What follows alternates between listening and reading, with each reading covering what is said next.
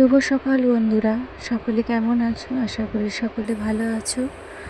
যারা আমার ভিডিও দেখছো, যারা নিত্যদিন আমার ভিডিও দেখো, প্লিজ এইভাবেই পাশে থাকো।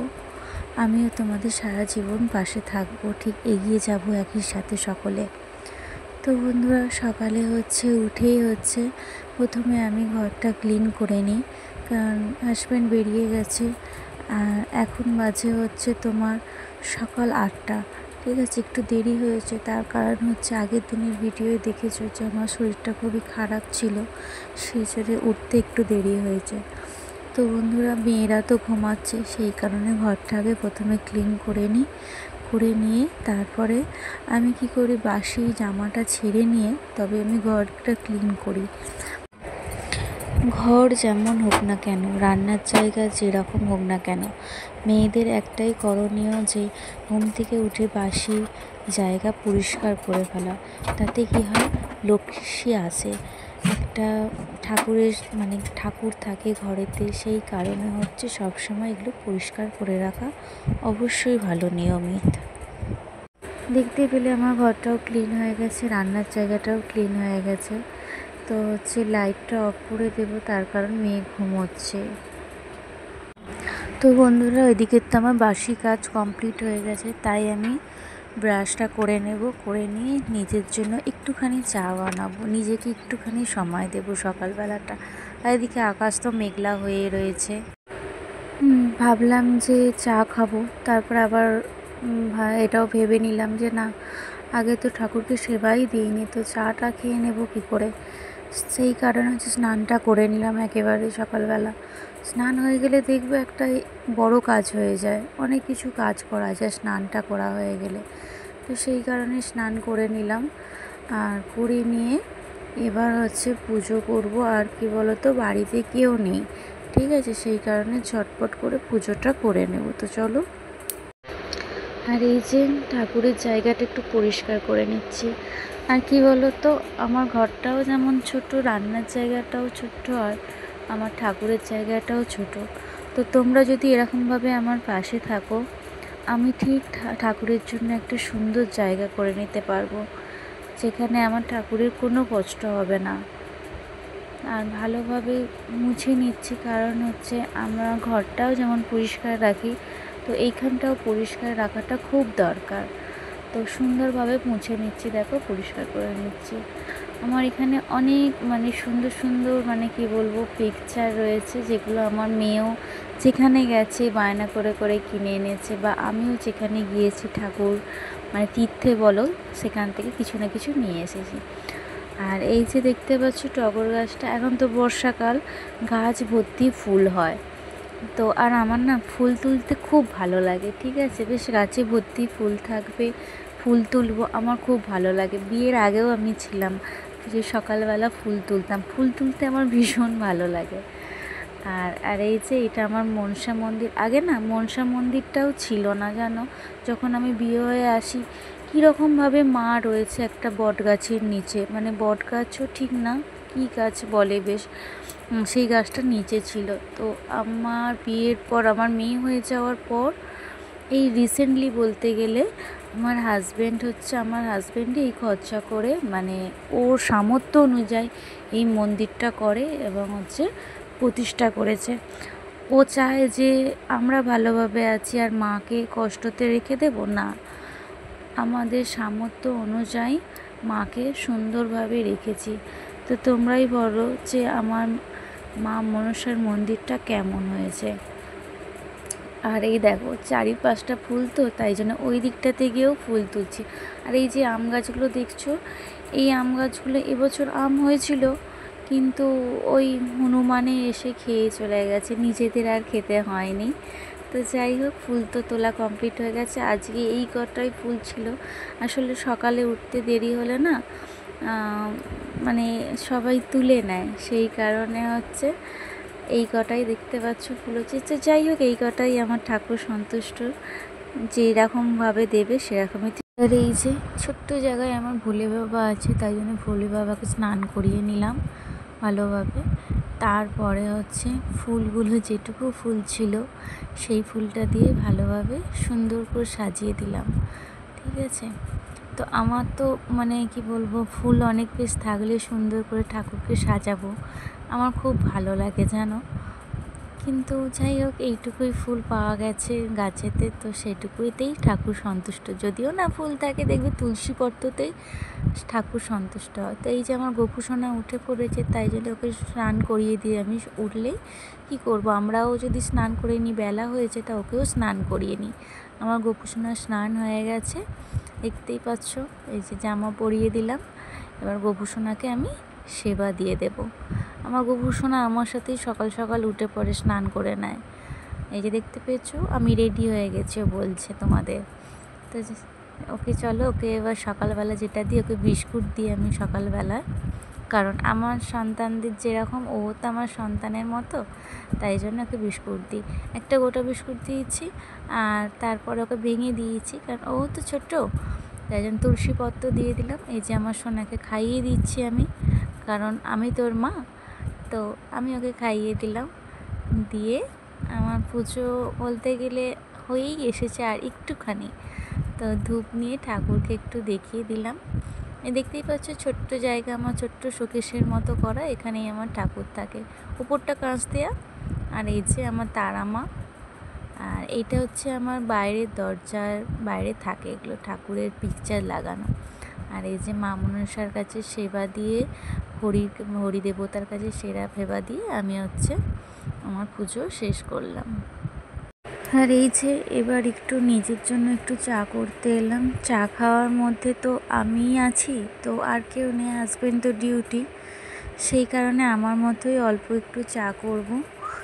আর শরীরটা কদিন ধরেই খুব খারাপ যাচ্ছে, মানে জানি না কেন, মানে ঘুমাতে ঘুমাতে রাত্রিরে ঘুম ভেঙে যাচ্ছে, ওই না অসহ্য বুকের যন্ত্রণা হচ্ছে, তখনই ঘুমটা ভেঙে যাচ্ছে। আর এদিকে ঘুম থেকে যখন সকালবেলা উঠছি, তখনও খুব বুকের যন্ত্রণা, জানি না কেন। যাই হোক, হাজব্যান্ড যখন স্যালারি পাবে, একবার বলেছে ডাক্তার দেখাতে নিয়ে যাবে। কেন হচ্ছে তো জানি না, কিসের জন্যে। তো চলো, আমার চা তো রেডি হয়ে গেছে, চাটা নিয়ে বসছি, একটুখানি নিজেকে একটু টাইম দিচ্ছি। আবার তো মেয়ে উঠলে, ছোটো মেয়ে উঠলে ওকে মানে ব্রাশ করিয়ে দেয়া, তারপরে হচ্ছে ওকে খাওয়ানো, জানোই তো। তো সেই জন্য নিজেকে একটু টাইম দিলাম। নিজেকেও তো একটু সংসারের মানে মধ্যেও নিজেকে একটু টাইম দেওয়াটা খুব জরুরি, দেখবে তাতে একটু হলেও মনটা ভালো থাকে। তো যাই হোক, একটা টোস্ট চায়ের সাথে ভিজিয়ে খেলাম, এটাই হচ্ছে সকালের।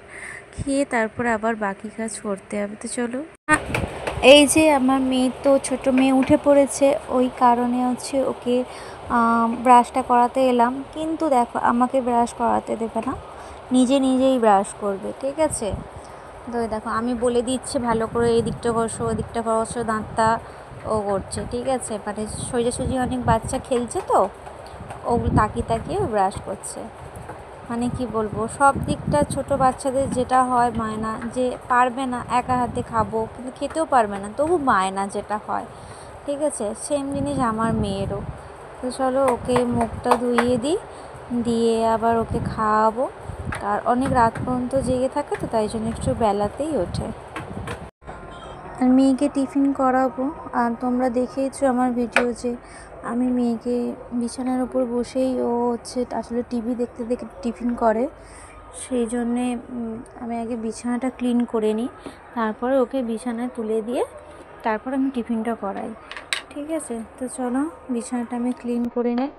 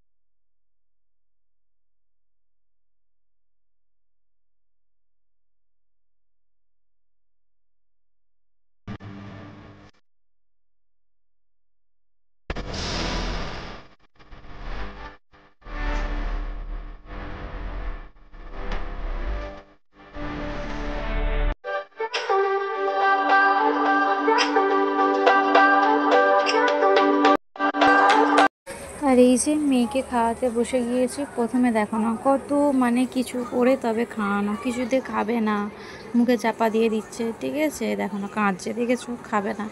তো চলো ওকে ঝটপট করে খাইয়ে নিয়ে তারপরে আবার আসছি, দেখাচ্ছি বাকিটা। তো চলো। আর এই যে আগের দিনে রাত্রিরে জিলিপি এনেছিল, সেটা ফ্রিজে রেখে দিয়েছিলাম। আর আমার না মানে বাসি জিলিপি মানে ফ্রিজে রেখে দেওয়া জিলিপি খেতে আমার খুব ভালো লাগে। হয়তো তোমরা শুনে হয়তো হাসবে, কিন্তু আমার ভালো লাগে, আমার ভালো লাগেটা তোমাদের সাথে শেয়ার করলাম। আর আমাদের বাগনানে এই যে নিউ শীতলা, এটা হচ্ছে সব থেকে নাম করা, ঠিক আছে, মিষ্টির দোকান। এর অনেকগুলো শাখা আছে।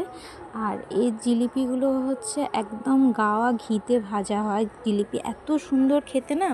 আর তোমরা যদি কখনো বাগনানে আসো, এই শীতলায় মিষ্টি খেয়ে দেখো আর দই খেয়ে দেখো গ্রীষ্মকালে, আর এই জিলিপি, ঠিক আছে, মানে মুখে লেগে থাকবে, বুঝেছো। আর এই যে মেয়েকে তো টিফিন খাইয়ে নিজেও টিফিন খেয়ে সবজি কাটতে বসে গিয়েছি। আর এই দেখো, যখনই সবজি কাটতে বসবো আমার মেয়ে হচ্ছে ওকে মানে আনাজ খোসা দিতে হবে, ও বসে বসে রান্নাবাটি খেলা করবে। তো একদিকে যাই হোক, আমার মেয়ে হচ্ছে সত্যি কথা বলতে দেখেইছো বাইরে কোথাও যায় না, ও ঘরের মধ্যেই খেললাম বিছিয়ে, ও বিছানাতে বসে ও খেলা করে আর টিভি দেখে। আর কি বলো তো, কী ছাড়বো, বাড়ির সামনেই বিশাল বড় পুকুর, দেখেইছো। তো সেই কারণে ও ঘরে বসে বসেই খেলা করে। তো আমার অতটা টেনশন থাকে না যে ও ঘরের মধ্যেই আছে। এখন তো মেয়েকে স্কুলে ভর্তি করাইনি, তবে ইচ্ছা আছে নেক্সট ইয়ারে ভর্তি করানোর মেয়েকে। আমি যখনই মানে এরকম কাজ করতে বসবো ও রান্না খেলা খেলবে। আর এই দেখো আমার তো সবজি কাটা হয়ে গেছে, যে চিচিঙে আলুর তরকারি হবে, আর হচ্ছে ডিম ভেজে হচ্ছে আলু দিয়ে একটা তরকারি করব। তো ওটাই আমি ভেবেছি। আর পটল একটু ভাজা হবে। তো চলো, এদিকে তো ভাত হচ্ছে আর এদিকে আমি রান্না বসিয়ে দিয়েছি। এই যে পটলটা ভাজছিলাম। আর কি বলো তো, চাপা দিয়ে একটু ভাজলে না, তোমরা করো কি না জানি না, তবে আমি করি, যাতে একটু আমাদের মতো মানে মধ্যবিত্ত ফ্যামিলিতে একটু গ্যাসটা সাশ্রয়ের জন্য মানে একটু বাঁচে, সেই কারণে বাঁচিয়ে আমি এইভাবেই চাপা দিয়ে রান্না করি। কারণ মেয়েরা তো বলতে গেলে এরমভাবেই তো সংসার বুঝে চালাতে হবে, তাই না? তবেই তো একটা সংসার চলবে। আর যদি আমি বলি না এরমভাবে চালাবো না, সংসার সম্পূর্ণ চলে একটা মেয়ের হাতেতেই চলে। হাজব্যান্ডরা তো ছেলেরা তো ইনকাম করে আনে, তাই না? কিন্তু সংসারটা তো চালাতে হয় বুঝে একটা মেয়েকে। সেই কারণে আমরা যদি না বুঝে চলি, তাহলে সংসারটা কিভাবে চলবে বলো? তো সেই কারণে আমি একটু বুঝেই এসব চলি, ঠিক আছে। সত্যি কথা বলতে আমাদের একটু বুঝে চলাটাই খুব দরকার আমাদের মতো সংসারের এতে। তো চলো, এদিকে তো রান্না বসিয়ে দিয়েছি, রান্নাটা হোক। আর এই যে এদিকে আমার মেয়ে টুল নিয়ে বসে বসে ঘরেতে খেলছে, দেখো, ঠিক আছে, ওর কোনো বলছি না ঝামেলা নেই। এই যে ওগুলো হচ্ছে ওর ঘুগনি, তো ঘুগনি বিক্রি করছে, এই যে বাটিতে দেবে, দেখতে পেয়েছো। তো বলছে চামচ দিয়ে এটা দিয়ে দেবে, তো তোমরা কে কে খাবে তাড়াতাড়ি চলে আসো, এটাই ও বলছে, ঠিক আছে। তো দেখতে পেয়েছো আমার সোনামা ওখানে চুপচাপ বসে বসে খেলছে, মানে একটা কোনো দুষ্টুমি নেই, দেখেছো তো। এদিক থেকে বলতে হয় আমার মেয়ে গুড গার্ল, ঠিক আছে। একটা এই দিকে দুষ্টুমি আমার মেয়ে কোনো কিছু নেই, কোনো ঝামেলাই থাকে না আমার মেয়ে, সত্যি বলতে। ও মানে একাই খেলা করে, ও দিদি যখন স্কুলে চলে যায় ও একাই এরমভাবে বসে বসে খেলা করে, টিভি চলতেই থাকে, ওর খেলা করে, মাঝে মধ্যে টিভির দিকে তাকায় আর খেলা করে, দেখতে পেয়েছো। আমার সোনামা খুব ভালো, বসে বসে খেলা করছে। বলছে তোমরা কে কে ঘুগনি খাবে তাড়াতাড়ি চলে এসো, যে দেখাচ্ছে, দাঁড়াও, কত কিছু স্যালাড বানিয়েছে, স্যালাড দিয়ে দেবে। আর এই যে এদিকে তো আমি তরকারিটা বসিয়ে দিয়ে তারপরে হচ্ছে কয়েকটা বাসন আছে, সেগুলো আমাকে মেজে নিতে হবে। আর সবসময় তো বাসন মাজার ওদিকটা দেখাতে পারি না, কারণ অনেকটাই দূরেতে, আমার কলটা দেখেইছো যদিও। তো চলো এটা বসিয়ে দিয়ে আর এদিকে দেখতেই পাচ্ছ আমি এই যে মেয়েকে আমি খাওয়াতে বসে গিয়েছি।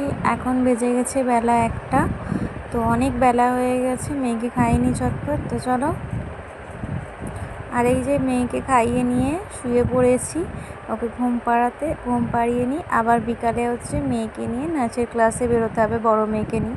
তো চলো ওকে ঘুম পাড়িয়ে নিই, খুব দুষ্টুমি করবে না হলে। দেখতে পেয়েছো ওই যে গান করছে, কত কি দেখাচ্ছে। তো চলো টাটা, ওকে ঘুম পাড়িয়ে নিই। মেয়েকে নাচের ক্লাস থেকে ফেরার পথে ভিডিওটা করলাম, তার কারণ হচ্ছে একটু লাইভে ছিলাম বলে তখন যাওয়ার পথে ভিডিওটা করতে পারিনি। আর পাশেই হনুমানজির মন্দিরে বাইরেটাতে বসেছিলাম, আসলে একটু দরকার ছিল। আর এই দেখতে পাচ্ছ পুজো হচ্ছে হনুমানজি, এখানে খুব বড় করে পুজো হয় হনুমানজির। মঙ্গলবারটা আরও ভীষণ ভিড় হয়, ঠিক আছে। তো যাই হোক, দেখতেই পাচ্ছ হনুমানজিকে। আর এই যে বাড়ি চলে এসেছি। তো আজকের মতোই ব্লগ এখানেই শেষ করছি। আর আজকের ব্লগ তোমাদের কেমন লাগলো প্লিজ আমাকে কমেন্ট করে জানিও। আর যারা নতুন প্লিজ সাবস্ক্রাইব করে দিও। ভালো থেকো, সুস্থ থেকো, শুভরাত্রি, গুড নাইট।